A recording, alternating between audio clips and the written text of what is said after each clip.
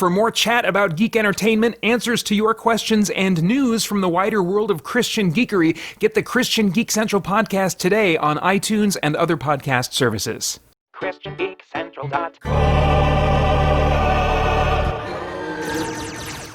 Oh, hey, Reed. Can you hear me?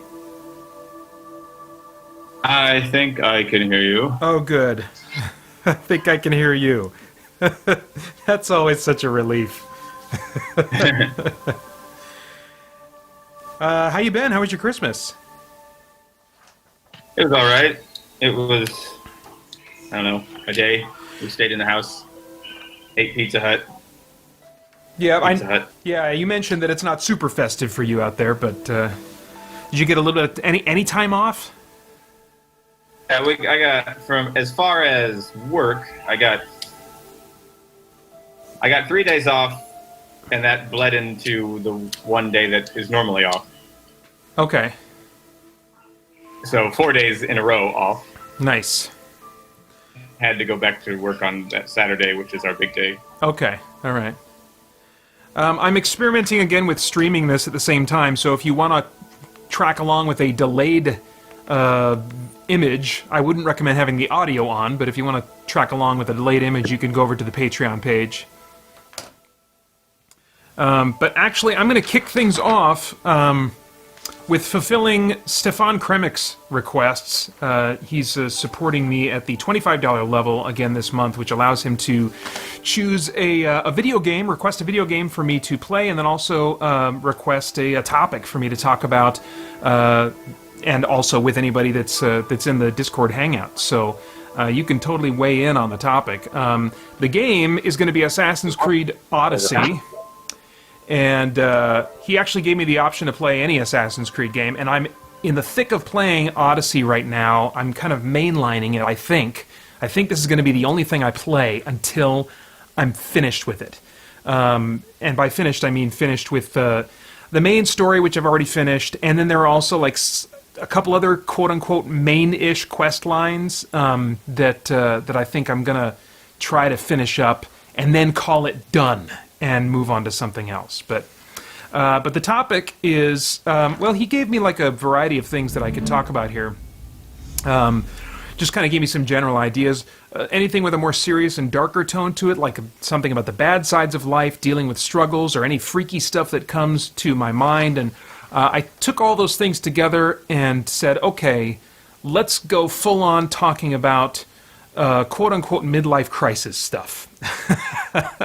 And I'm not going through a midlife crisis, as far as I know, but I am dealing with the very stereotypical kinds of thoughts that I think are associated with a midlife crisis, which mainly revolves around mortality, you know, and you know, what am I making of my life, and you know, those kinds of various things as you measure the time that you have left. I am 41 now. I'll be 42 in the first half of April. And Reed, how old are you? I can't, if you don't mind sharing. How old are you? I am 36. Okay. I think. All right. So I'm taking the old midlife for a test drive for you. Although arguably, some people would consider mid to late 30s part of, you know, like a middle-aged person. I don't know. I always felt weird when like people would refer to like a 30-something as a middle-aged person. I'm like, really? Is that middle-aged? I kind of think of it more as like at least late 30s and then, you know, 40s and, you know, I don't know. But do you think of yourself as middle-aged? Not really, but middle-aged sort of goes back to the old Saturday Night Live sketch of middle-aged man where is Mike Myers. And he's sort of like balding and got a gut, and he's trying to run, but he stops and hurts his back, and it's got this silly theme song.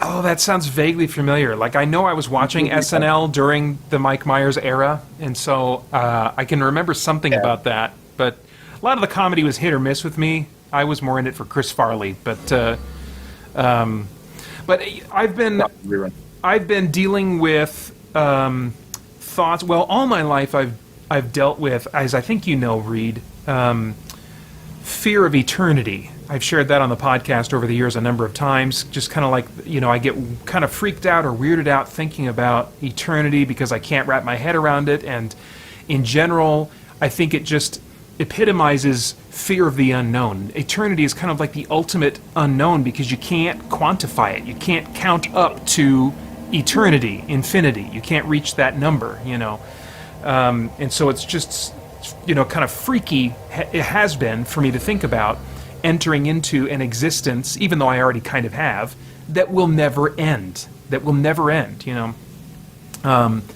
But in mid-October, I had a bit of a breakthrough.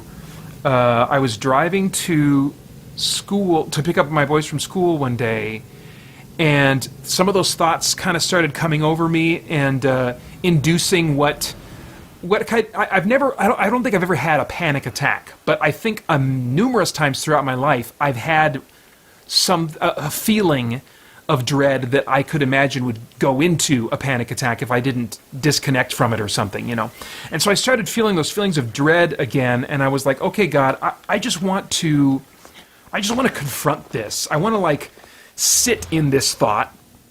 And I had done that before recently, and it didn't really help. It just kind of led me to a place of crying out to God and say, God, you got to rescue me from this overwhelming thought. I don't know how to deal with it. But this time, I confronted it in a different way. I said, okay, Peter, well, let's deal with the alternative. Let's look at the alternative. Okay, yeah, you can't wrap your head around eternity, but the alternative would be an end, like a definitive end from which there is no return. I assume the atheist thinks of as the end of their life. Like this ceasing to exist. And that was like a distasteful thought. But what made the big difference for me was thinking about my boys. I was on the way to school to pick them up, and I was like, I thought about what would it be like for my relationship with them to end. I thought about this with Holly before, but the nature of the relationships with our spouses, there's a lot of questions I have about that, because of what the Bible says about, people not being married or given in marriage in the eternal state, and so I'm like, I can't wrap my head around exactly how that's going to be better. My relationship with my wife will be better. I can't wrap my head around how that will be better. I believe that it will, because I believe the teaching of the Bible on it, but I can't visualize or imagine quite yet how. And so that doesn't help me to really go there. But thinking about the relationship with my boys, which I'm sure is also going to be dramatically changed for the better, but it's at least I find it easier to imagine my relationship with my boys being less changed, And so I thought, well, I know one thing for sure. I don't want my relationship with my boys to have a definitive end. I don't want their existence to come to an end, And that, almost in one fell swoop, seems to have, in the months since, kind of cured me. I have not had a single feeling of dread thinking about eternity because my mind now immediately goes to, well, I don't want my boys to end, and I don't want my connection with my boys to have a definitive end. But I'm still dealing with now, and that's been huge. I don't want to underplay that. That's been a lifelong thing of mine, a lifelong kind of anxious thought, recurring anxious thought that, maybe will return, but it really seems to, I really seem to have turned a corner. This is a kind of a huge thing in my life, but I am still dealing with thoughts of mortality, thoughts of my death, thoughts of, Holly becoming maybe sick or getting Alzheimer's or something debilitating happening to me or my boys or something like that. So, and just this morning I was kind of going through the process of praying, thanking God for what he brought about in my mind in that other area and the nature of eternity and my thoughts about that. And I moved my mind to praying and asking God to now shape my thinking, transform me through the renewing of my mind about this issue of death and mortality. And I'm still in the thick of that. I can't report that I've had some big transformative experience with that. What about you, Reed? Do you think about that, like death, or has it not really been a thing for you yet? Or you have any thoughts about that? Yeah, I think about Occasionally a lot. Occasionally a lot. Okay. It's funny. Well, it's funny you bring it up, the idea of eternity and stuff. I don't know how familiar you are with the writings of Stephen King. Not very. I've seen most of the movies based on his books, but I haven't read through an entire book. You've seen Pet Sematary? Yeah, it's been a long time, but yes, I have. The original. I just read that book, and pretty heavy in terms of that. Yeah, So I had that because there's like, I'm just going to spoil it, I guess, for people who haven't seen the original movie, but there's the death of a child, right? Yeah. Of a young child. That's where a lot of it comes from. My wife and daughter are in this room, and they probably don't want to hear me talk about this. Okay. Okay. Okay. Now let's see if they can ignore me when I'm in this room. Well, you don't have to. I don't want to put you in a weird spot with your family there. I mean, I can continue to pontificate, if that's the right word.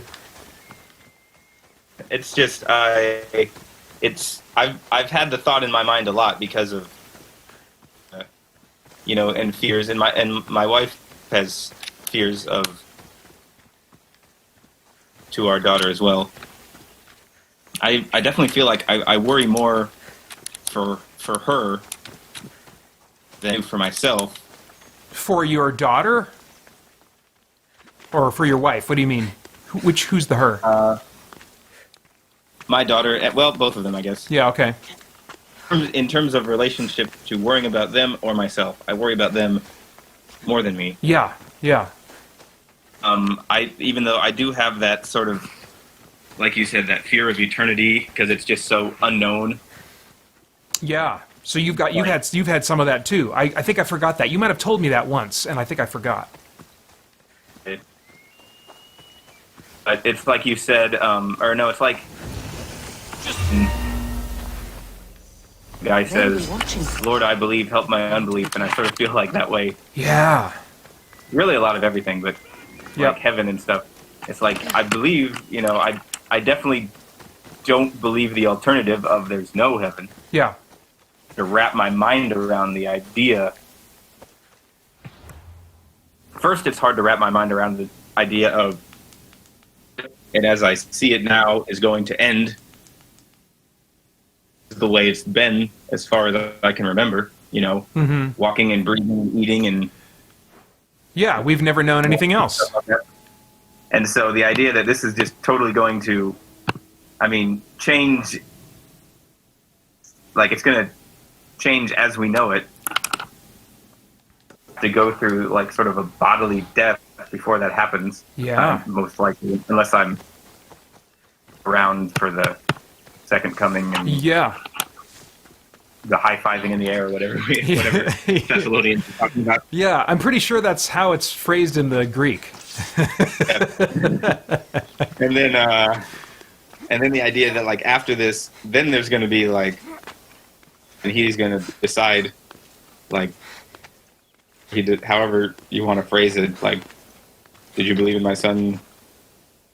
Or, I'm sorry, I don't know, you go away. And I'm just like, I hope I get to come here.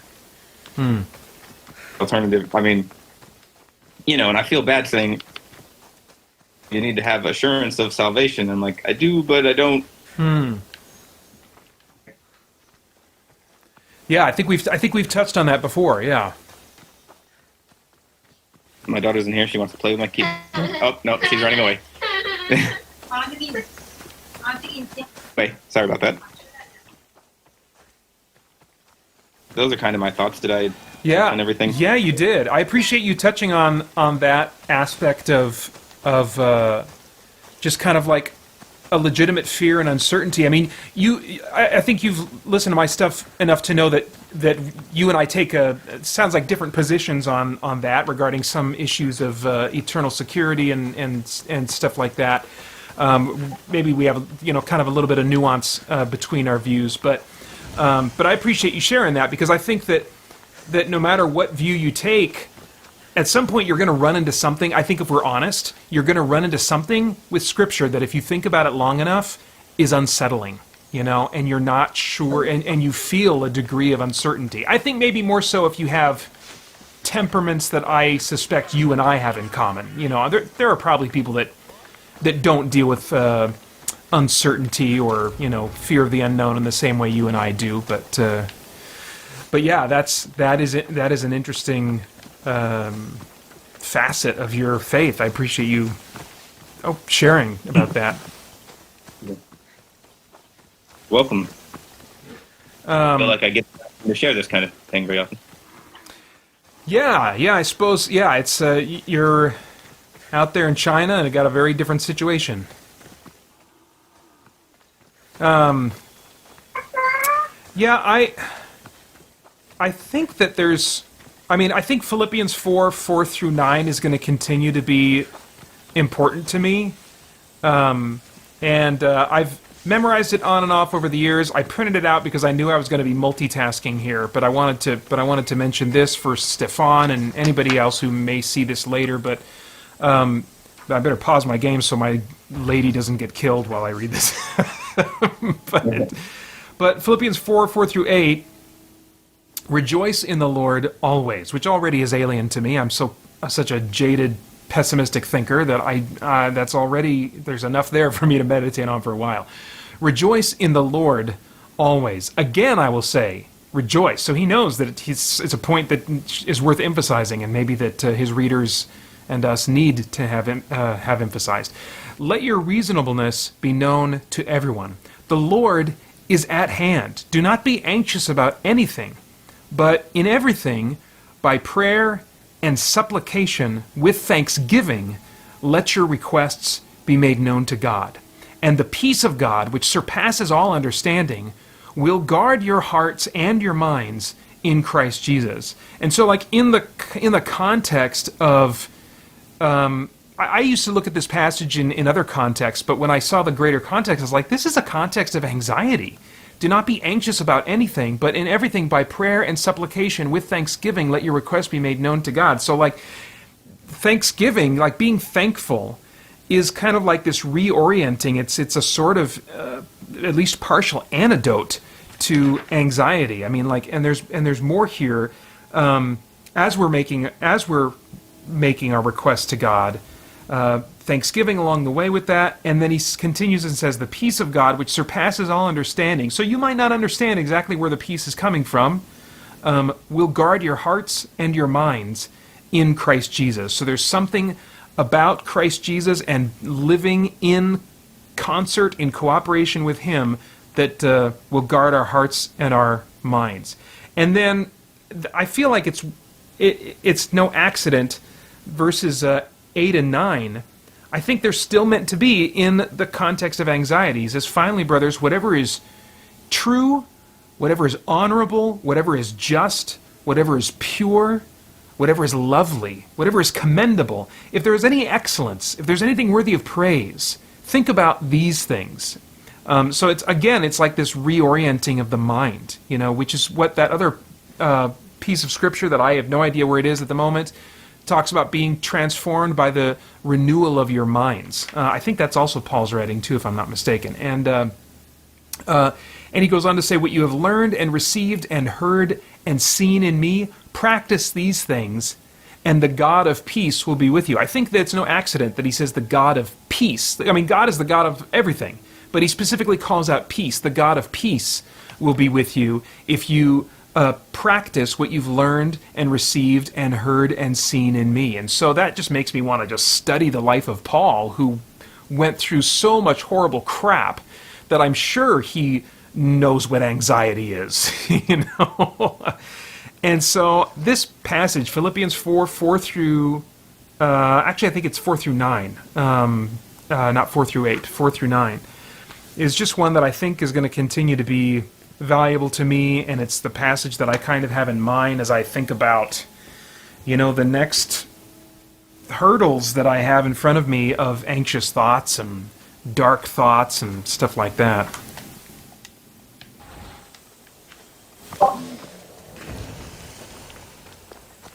Did you find, Reed, I'm curious, that your anxiety either increased in intensity or with frequency once you became a dad? I mean, I feel like it focused from me to immediately became more about her than it was about me. Yeah. Did it increase?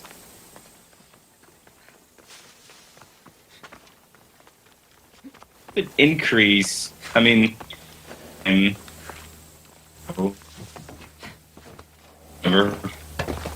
was my anxiety was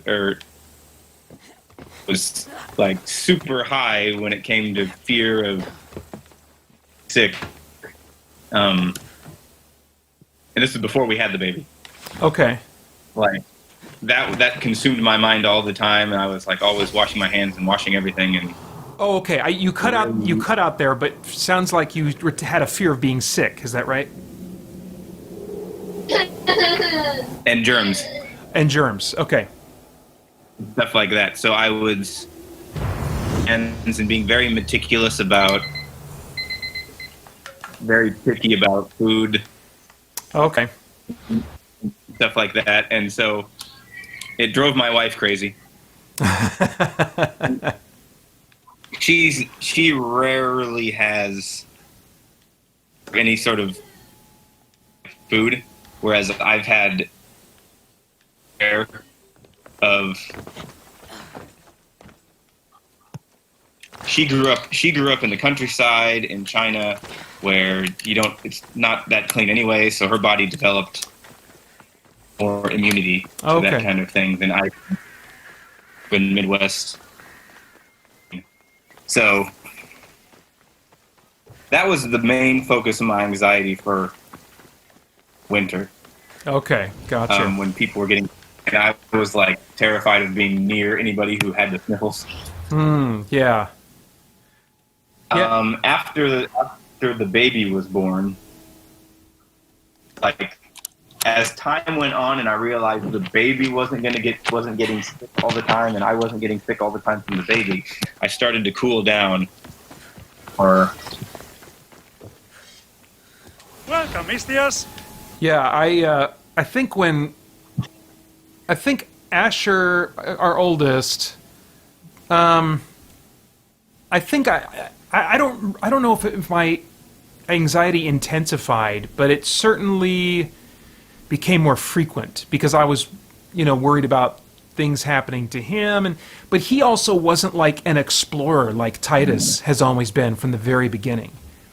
I think I've told this story before, but like when Titus was still enough of a baby that he was like being like he was in a bassinet next to our bed. We were downstairs. This is in our old house, where the TV room was right below our bedroom, and we were downstairs watching TV or something, and had put him to sleep, and we heard a big thump upstairs, and bolted upstairs.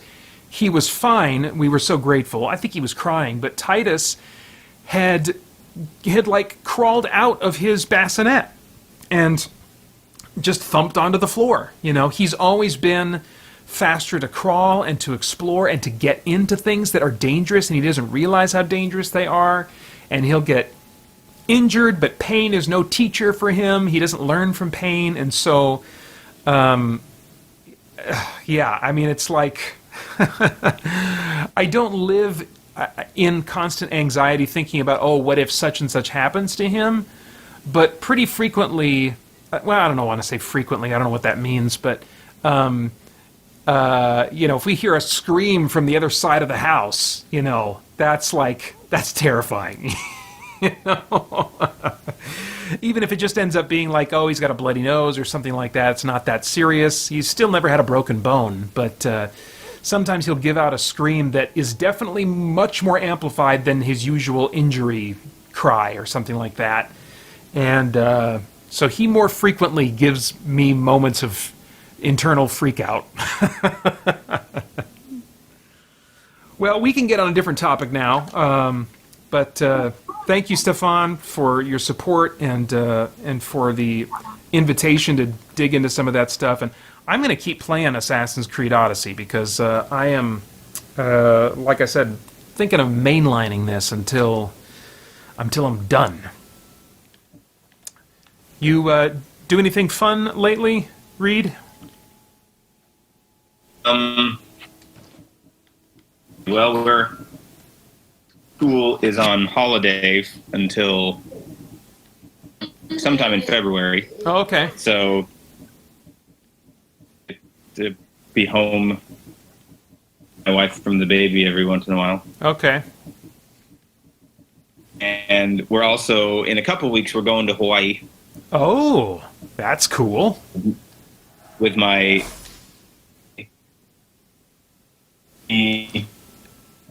friends and all of our significant others and children.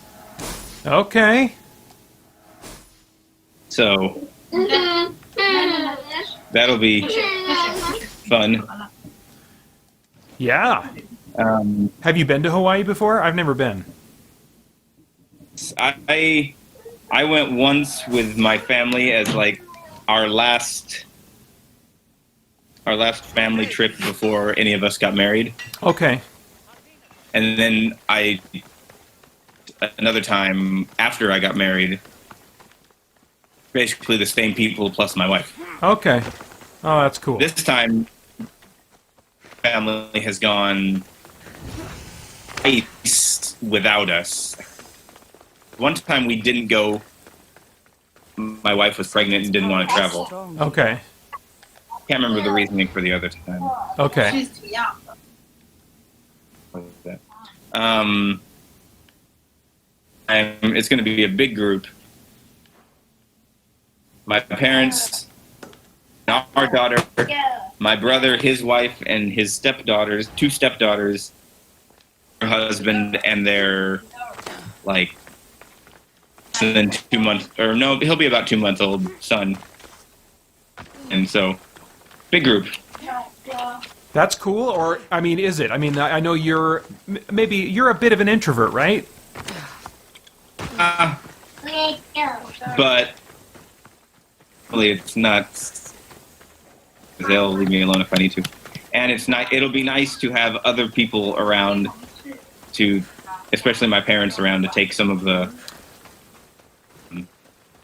Yeah, help out with the baby. Yeah, and it can make a difference for me who the people are that I'm with. Like, if it's a big group setting and I don't know people very well, then that means that the interaction is largely going to be small talk, which I'm like, oh my gosh, Lord, please come now.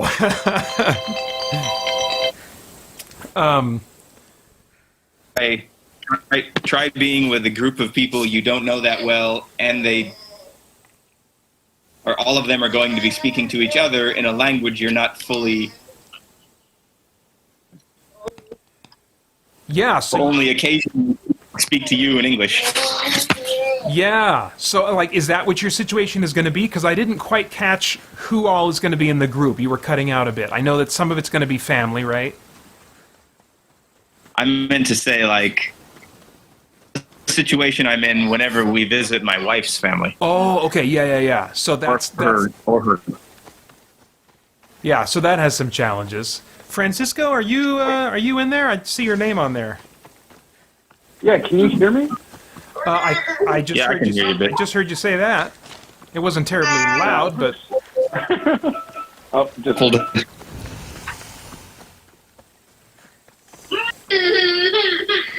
Uh-oh. happy baby. talking on my I'm talking on my headphones. Oh. I got some Bluetooth headphones with some Christmas money. So I didn't know if they have headphone or a microphone or not. I don't know. Maybe you're hearing me through my phone microphone. I'm not for sure, but that's what I'm trying. So I'm mainly listening because I'm like doing bath time and getting kids ready for bed. But Gotcha. Okay. Yeah, but go ahead. I was going to say, but yeah, Assassin's Creed sounds like you've totally left that death topic behind, assassination and whatnot. Oh, yeah. Has nothing to do with death. Yeah. No, there's nothing more in this content. Yeah. I had a little bit of a...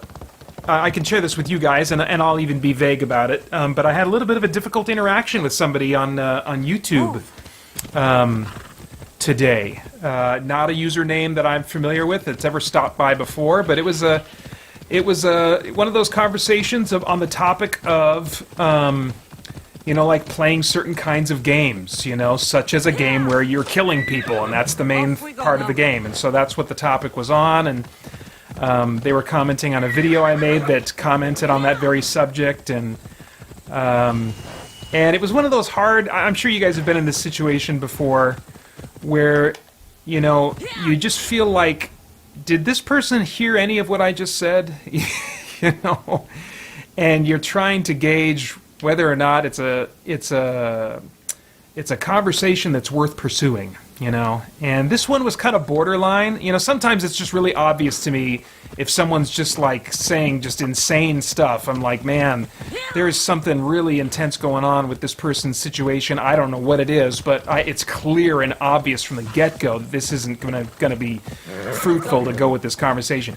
But then there's the ones that are like, for me, that are like somewhere in the middle where you're like, I'm thinking this is not going to go anywhere good, but there's a chance. How far do I want to go with this? How much do I want to entertain this person, in what they're saying and commenting on and stuff? And it ended up being a situation, where I was like, no, I gotta disengage from this. Thank them for their time and their comments and stuff, but I gotta just kind of disengage and I had to go through that unpleasant experience of like just allowing them to have the last unreasonable word. Knowing that if I said anything else beyond that, it was just going to keep the thing going, and I just needed to let my words just kind of like, well, I feel like I've said my piece, and I'll let you and others just get from that what you want, but thanks for your time. And then they rattle off one more thing, da da da da, and I'm like, all right, just let that one go, Pater. Just let it go, Yeah. So there's my transition from the topic of death into a totally different topic. But that's the skill I have in transitioning from one topic to another. Just wanted to put that on display. Quite adept. Thank you. Wonderful presentation. Thank you.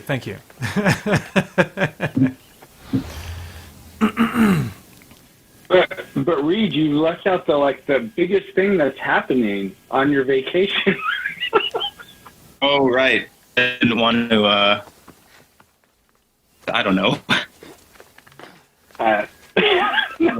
Whatever. Vacation is that I'm going to... Well, your mic can't cut out now, right in the middle when you were about to say what the big thing is. Come on now. That's what I get for moving. Okay, can you hear me now? Yes. I said I'm going to be on Francisco's podcast. Shut the front door. Seriously? That's awesome. Francisco, what are you doing in Hawaii? No. I'm not.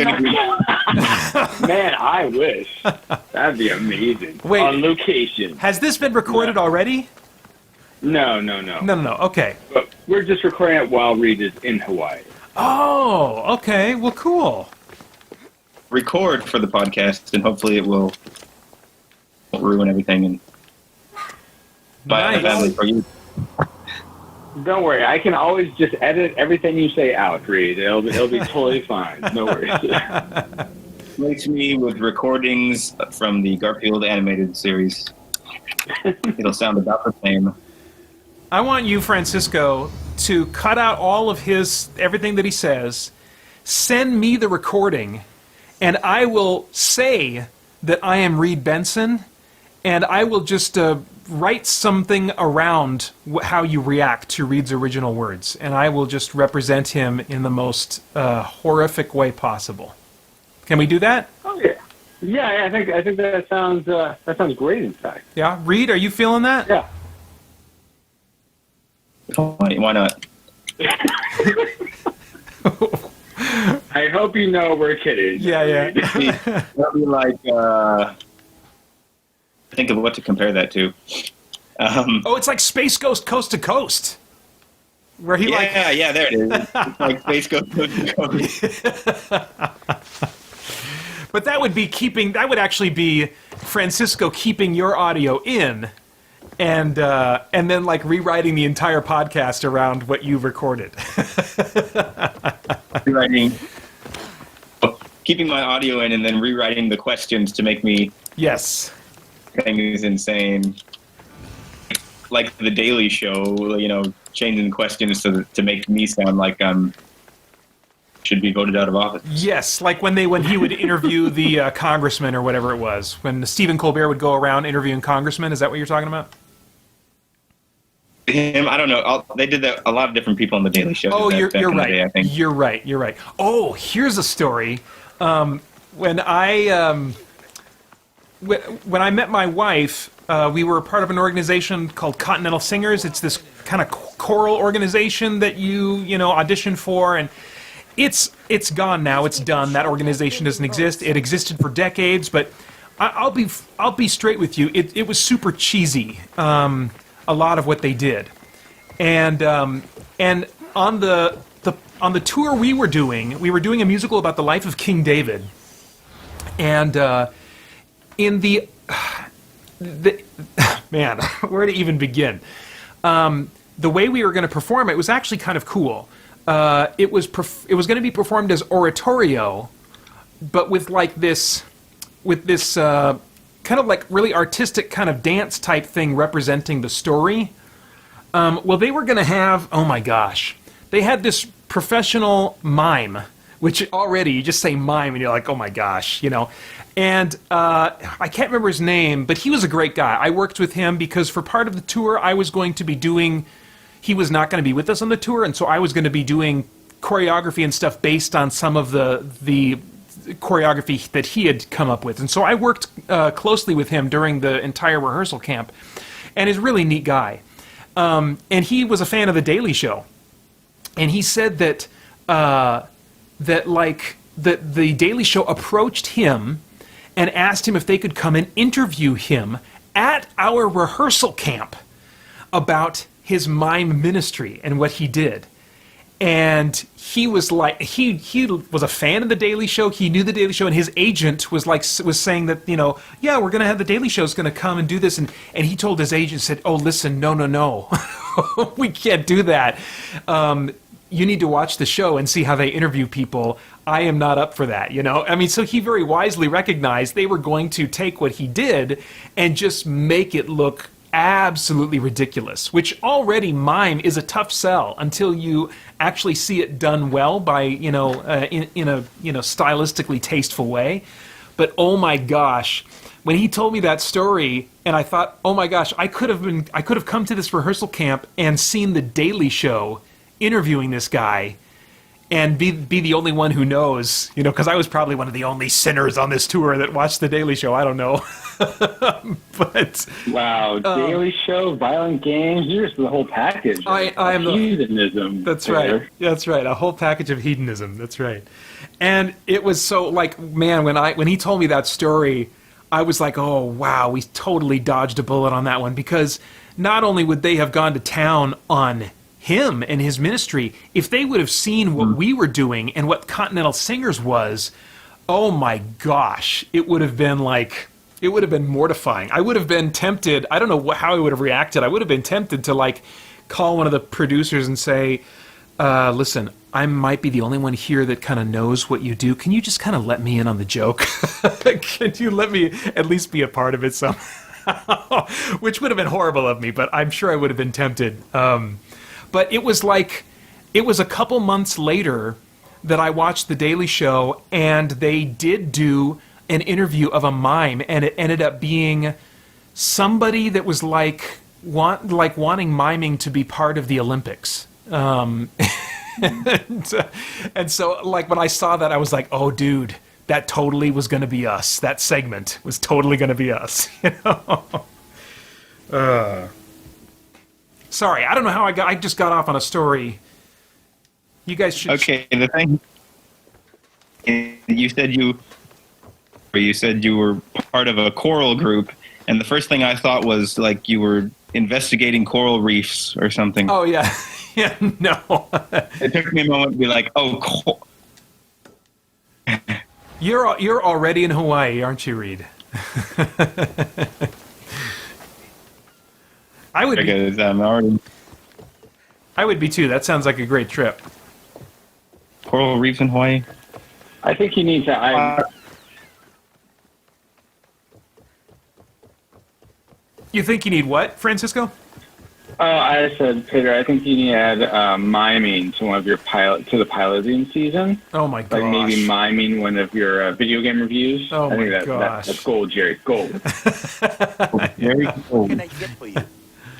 Oh boy. Let's see. So, Francisco, did you have any extra time to indulge in any geeky fun things over the holiday season? I got my wife into a game called Rise of Legions, which is just a second.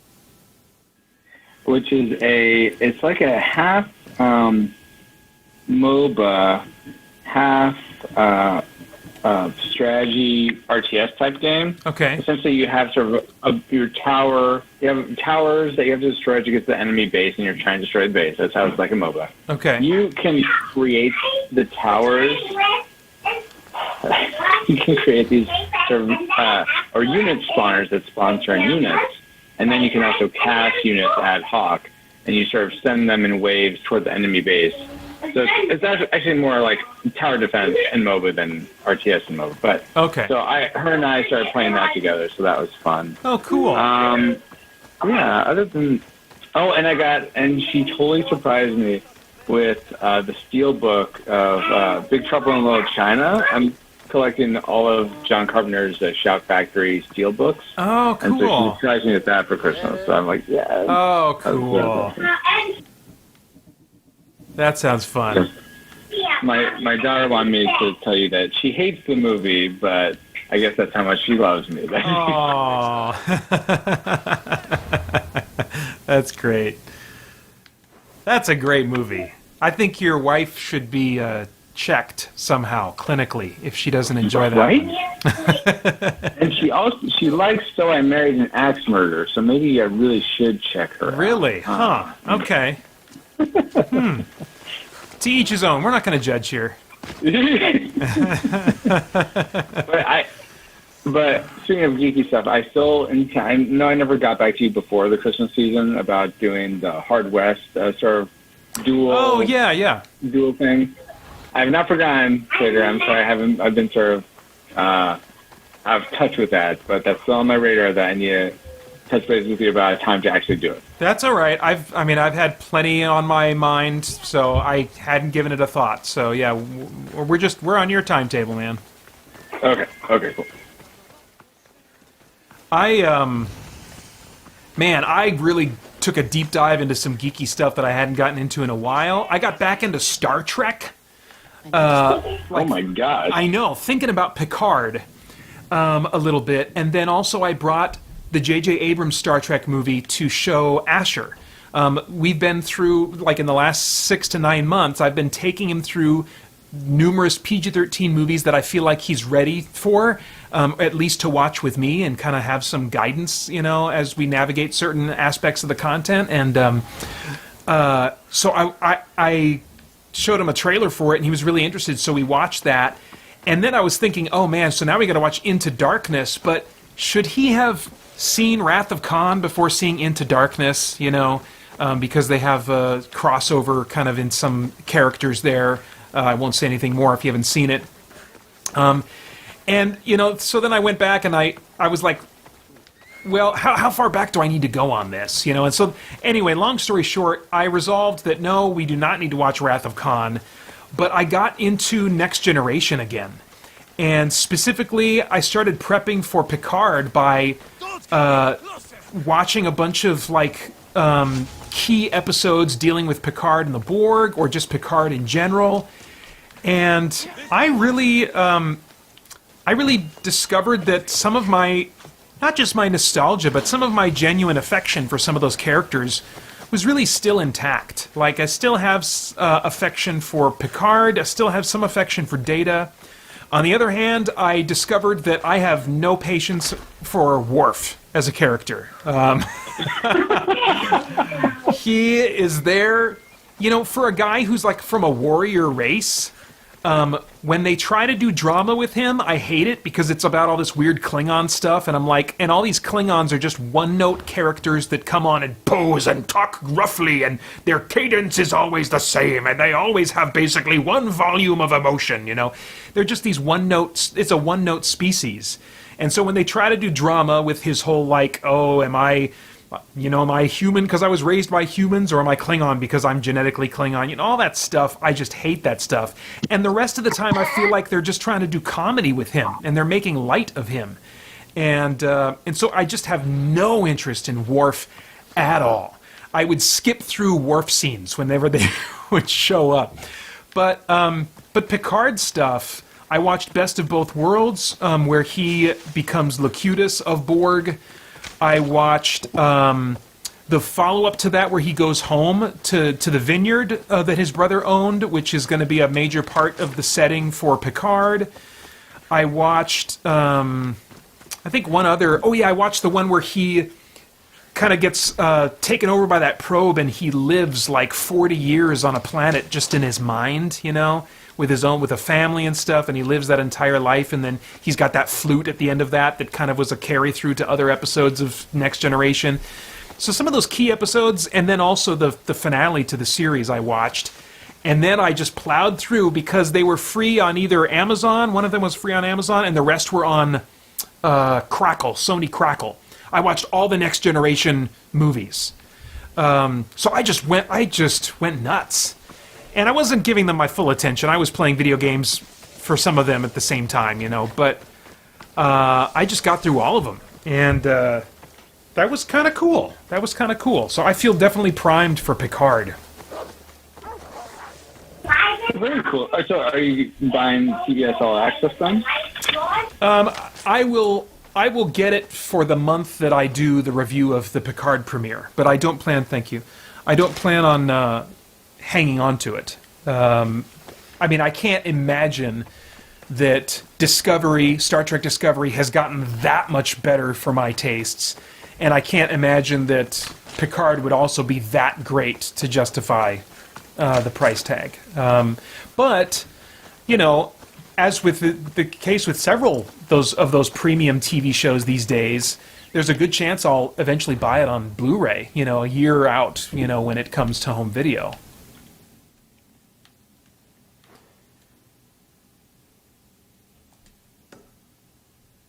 Are either of you guys into Star Trek? Is that a thing for you, or was it ever a thing for you guys?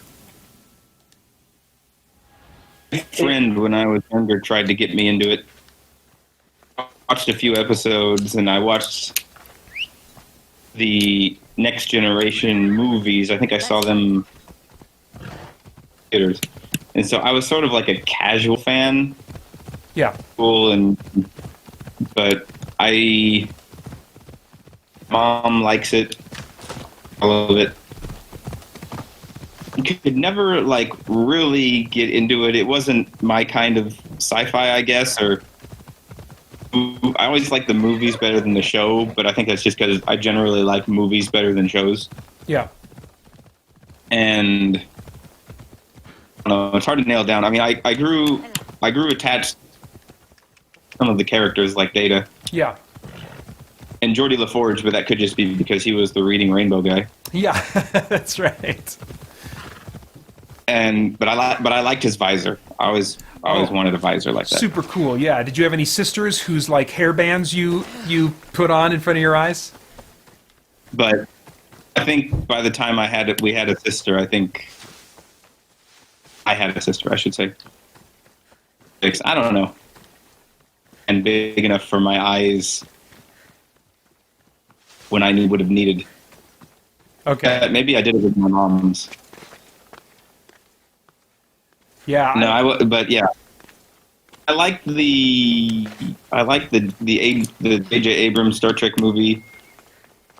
I liked Into Darkness, though. Never seen original Star Trek movies all the way through. Sorry. Remedy that, but say again. You haven't seen any of the original Trek movies all the way through?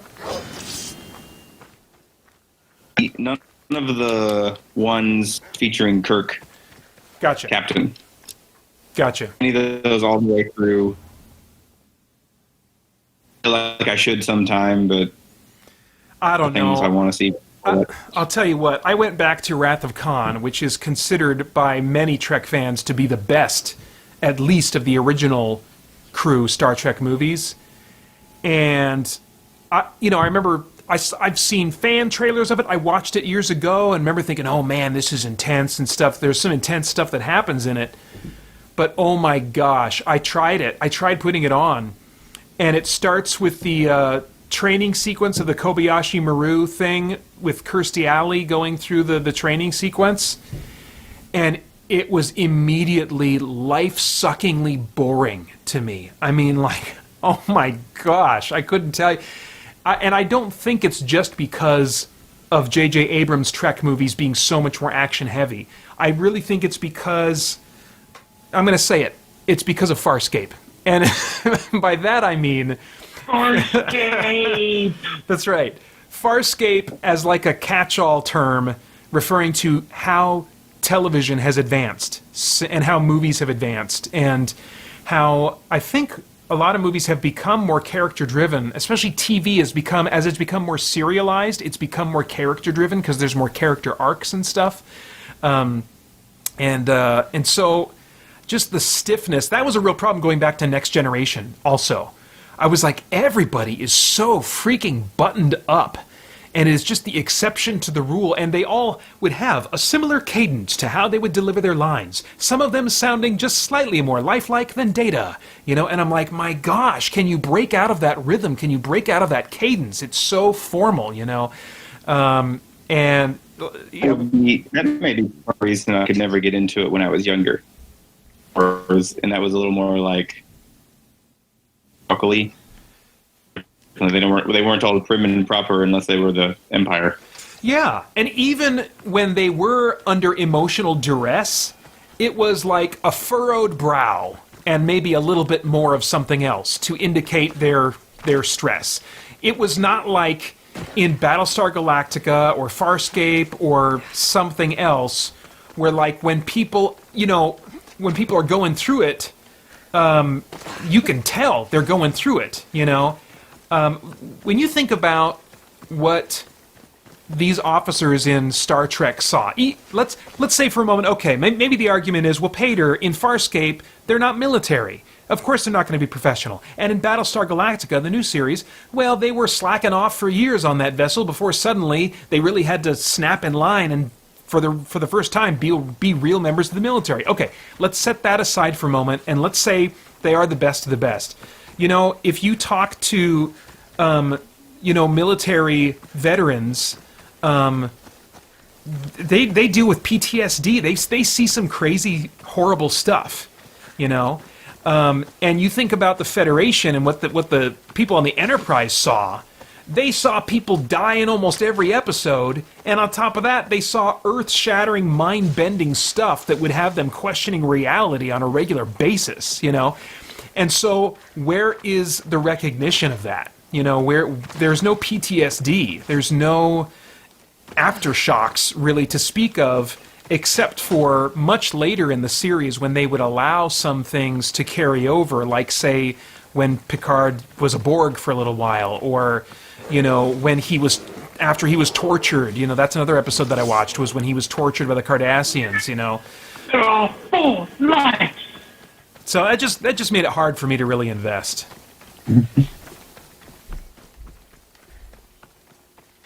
Speaking of Farscape, need to be quieter.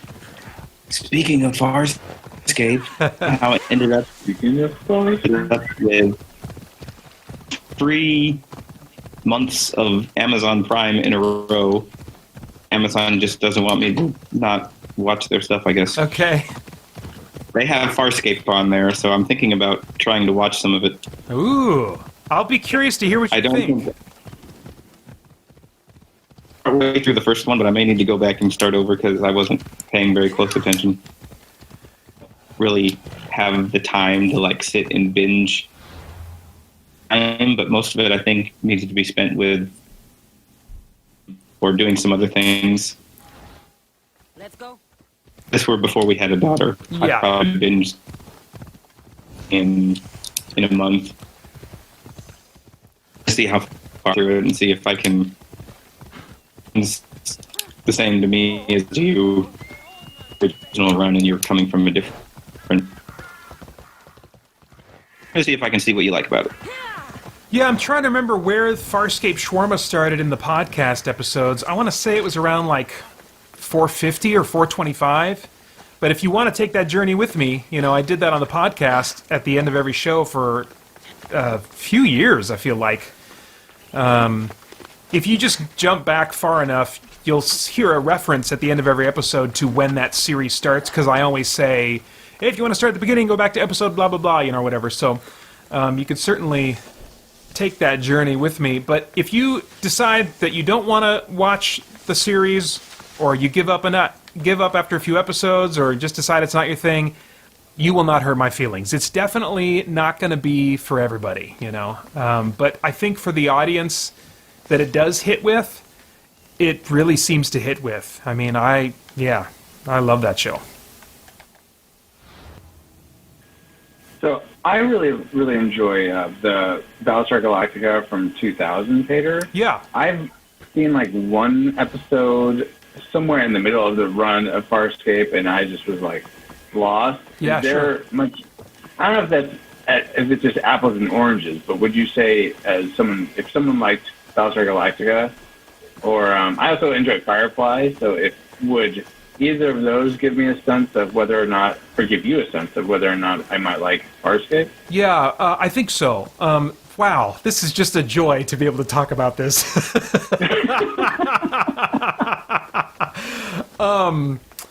I've seen a few episodes of Firefly. Only a few. Only a few. It came after Farscape started, I'll have you know. Farscape got there first, the ragtag, you know, ship of people, whatever.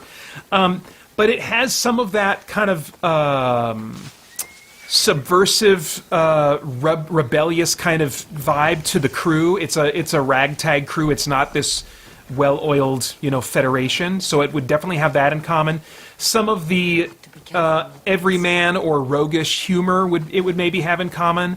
Although the humor in Farscape that comes from the main human, John Crichton, is much more about fish out of water, which I think you get some of that with Nathan Fillion's character too. But you get it a lot with John Crichton, and you get a ton of pop culture references from him too, which you don't get from Nathan Fillion's character. So I would say it has some similar vibes. I would say, as far as Battlestar Galactica goes, the heaviness, the drama of Battlestar Galactica, you will, if you like that, you'll get that from Farscape, but not every episode, not as frequently as in Battlestar Galactica, but you'll definitely get it more than, I think more than I remember being in Firefly, in what I saw of Firefly. It's definitely continuity heavy, especially once you get past the first season. The first season, I would say the first half of that first season, there are a few episodes that you could skip or watch out of order and you'd probably be okay. But it doesn't take long at all for them to start carrying over plot threads or moments that they call back to, and by the time you get to the end of season 1, and like the final episodes of season 1, that really presents the hook for what the rest of the series will be about. There's a major game changer at the end of season 1, and it goes to a dark place, and something terrible happens to John. And speaking of PTSD, his character really has PTSD increasingly for the rest of the series, but the way that he copes with it psychologically is often through like bizarre, insane, funny behavior. And so there can be moments in Farscape where you are laughing at what John is doing and how he's reacting, but at the same time you also see it and recognize it's a coping mechanism, and so there's drama there too. It's not like in, I think, a lot of the Marvel movies where there will be wisecracking heroes and stuff, and it just feels like they're not sensing the intensity of the moment at all. But with John, when you start getting into season 2, you're laughing because he's wisecracking, but the way Ben Browder performs it, you can tell that it's a coping mechanism, that he's just like, okay, I'm going to lose my mind. I'm like, okay, he's just saying things just to cope. There's no other way to describe it. I think there's some of that with Robert Downey Jr.'s performance as Iron Man too, where he will get kind of stiff and wide-eyed and he'll make a wisecrack, but you can tell that it's a coping mechanism for him, you know. And so I think if you like crazy, roguish humor from Firefly and you like the drama of Battlestar, but you are also open to just wild, bizarre sci-fi creatures and concepts and cliches that are turned on their head and twisted in ways you would not expect, then I think that's what Farscape is going to give you. Awesome, Barrett. Thank you so much for that breakdown. That definitely piques my interest a lot to give it a shot. And Reed, you said it was on Amazon Prime right now? Yeah. Oh, I believe all the seasons are there on the first season. Yes.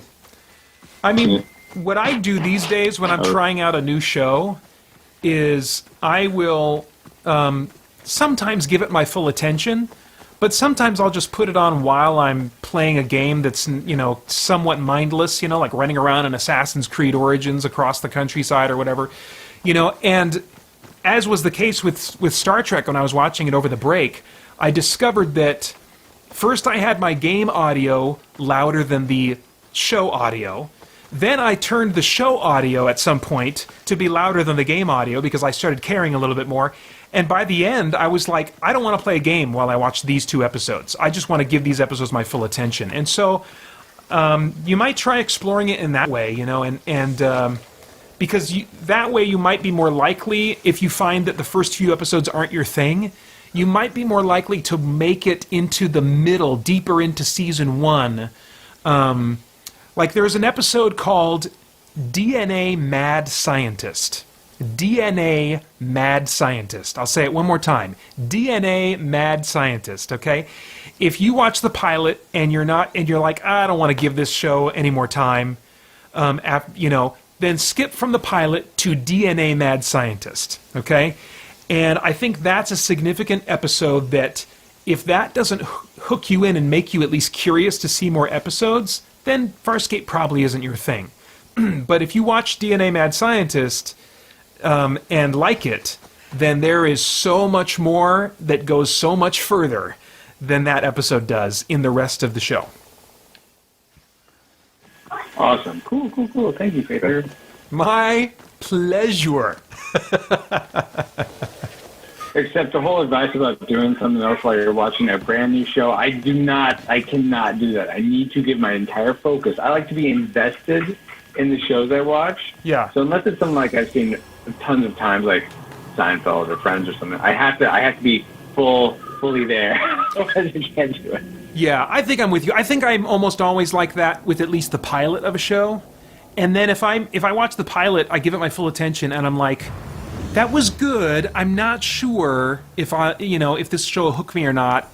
Then at that point, after the first or second episode, I'll start multitasking or give up on a show or give it my full attention. But yeah. But that can sometimes prolong how long I'm willing to go trying out a show. Okay. Yeah, that's nice. Usually it's like, if I don't... I'm trying to think. I think of what shows. I almost feel like I don't even try a show unless I think I'm gonna like it.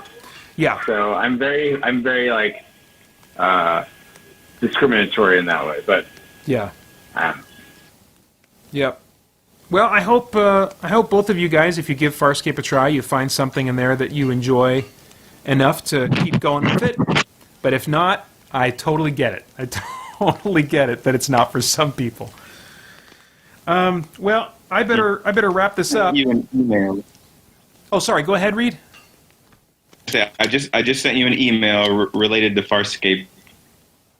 You get a chance to browse through the link real quick. Nice. Right now, but sometime, Okay. and let me know what you think. Okay, cool. Yeah, I'll probably do it as soon as we're done here. All right. Well, thanks for coming by, you guys. Always good hanging out with you. yeah, thank you for Dude, Happy New Year. Yeah, Happy New Year to Happy you New Year. too. All right, we'll talk to you guys later. Okay, talk later. Bye-bye. Bye. The Christian Geek Central podcast is the longest-running podcast for Christian geeks with over 600 weekly episodes and counting, featuring audio versions of much of the same content you'll find here, plus exclusive content including weekly news updates from the creators of Christian comics, novels, and video games, debriefing and commentary about what I've been playing, reading, and watching, and my expanded responses to your comments and questions via YouTube, email, or the Christian Geek Central forums. And now, with timestamps, so you can jump straight to the segments you want to hear most. Get the Christian Geek Central podcast today on iTunes and other podcast services, and enjoy one more way you can geek out and seek the truth.